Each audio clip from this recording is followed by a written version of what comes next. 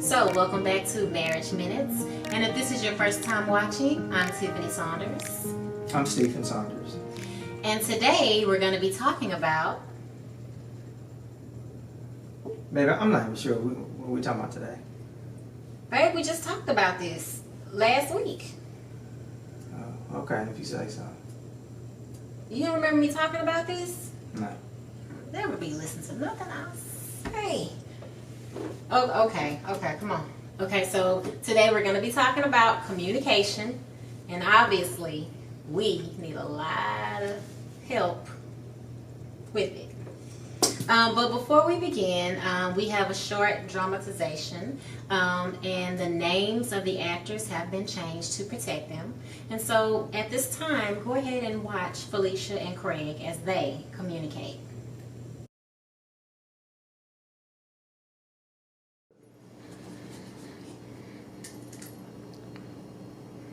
All right, quiet on the set. And action. Hey, babe. Hey, I didn't even hear you when you came in. What's up? Hey.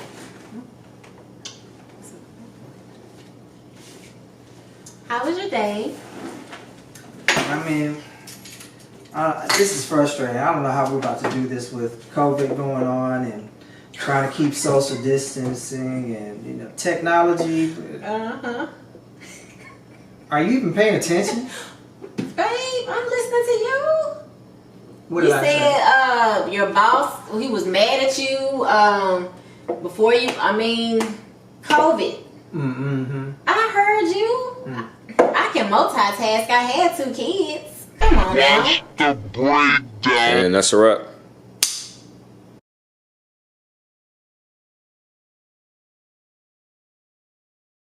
Well, it looks like Felicia and Craig had some real issues, some real communication Bye, issues. Felicia. Bye. Communication is just one of those situations where it can really make or break a relationship, even the ordinary day-to-day relationship. So here are 3 tips that we think that could help strengthen your marriage and your situation. So the first one is being present and in the moment. We live in an instant gratification type society where we feel like, everything has to be done right away. We've got to answer that text right away. We've got to check that message right away. There's no time to wait. Yeah. And so I remember a simpler time when if the phone rung and you weren't at home, you missed it. Yeah. Unless, they left a message, you didn't even know they called. Or you had caller ID or star 69, remember that? Mm-hmm. Oh, we kind of telling our age a little bit. But unless you had all those things, you wouldn't have never been able to answer that call. And all of those things are distractions. They are pulling us not only away from God, but they're pulling us away from our mate. We're sitting there and we feel like we have to text that person and your mate is talking. That's a distraction. And you're really not paying attention to what your mate is saying. And not to veer off the subject, but it does bother me when I go out in public and you go to restaurants and you see families where they're the all whole in the phone. family. Yeah, it'd be the entire time, no type of conversation. Interaction. Yeah, so it starts there in the home. You got to have that foundation with communication. Yeah, your partner needs to know, hey, I'm going to put this phone down. If I have to put it on silence, I'm going to put that phone on mute. The TV on mute, and I'm looking you in your eye. That's like, right. I'm letting you know that I am here with you. I'm in this moment. And another tip that I really found that helps to, bring about those situations, good communicating moments is bringing up your concerns or issues during times where things are going good between you and your spouse, during a happy moment, not during the heat of the moment where you've had an argument and you're trying to, bring about resolution on something. No, have that moment where you're sitting at home on the couch and watching, your favorite movie or Dave Chappelle, whoever it is that you like to watch, and say, baby, there's something that was really bothering me about how you addressed such and such situation with the kids. Can we talk about that first? Because I really want us to have foundation on how we work things out, you know, in regards to that, whatever it may be. You know, so I think that's very important because your countenance during an angry moment is not going to convey your message better than it will when you're in a happy moment. So countenance is what counts. That's excellent. Because sometimes if you do go to talk to your mate and they're already, you know, and it's a heated moment and you're going with some more heat, it's like throwing gasoline on a flame, and that's just not the business. So the next tip is to validate or reflect feeling of your partner.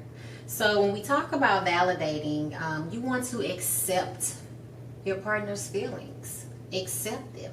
Whatever it is that they're telling you, it's how they feel. No matter how much it makes you squirmish and feel uncomfortable. Because I admit sometimes when she's trying to say whatever it is she wants to say, I want her to hurry up and finish it. But I have to be patient and let her finish. And maybe he wouldn't feel the same way I felt, but this is how I feel about it. So accepting how I feel and reflecting, you know, trying to understand, make me feel understood. Like you understand what I'm saying, babe. You know, I could tell that you were really angry about that. I could tell that really bothered you. And to know that you're not by yourself in how you're thinking, or even just to know that someone's trying to understand how you're feeling, that really, I mean, that holds a lot of weight. It's key. Yeah. We know we said 3 points, but the last one is probably most important, and that's praying for your mate. Man, I think with this one, it took me a minute to really understand, like, you're praying for everything else. Why not pray for your mate? And when you're doing so, asking God not only to soften their heart, but yours as well. And helping to set that atmosphere that it will be comfortable enough and loving enough so that you can have those hard conversations. Be conducive. And that both hearts are open and minds are clear, and that, you know, we're able to just sit and It's talk. not necessarily to tell God, Get him. Get him. Get him. No, we don't want that. It's work on me, God, so that I can be a better spouse and help and uplifting prayers for that spouse. You know, we don't want to shoot them darts at them. So You're not trying to get the person, but you want them to hear you without anger, without interruption, without accusation.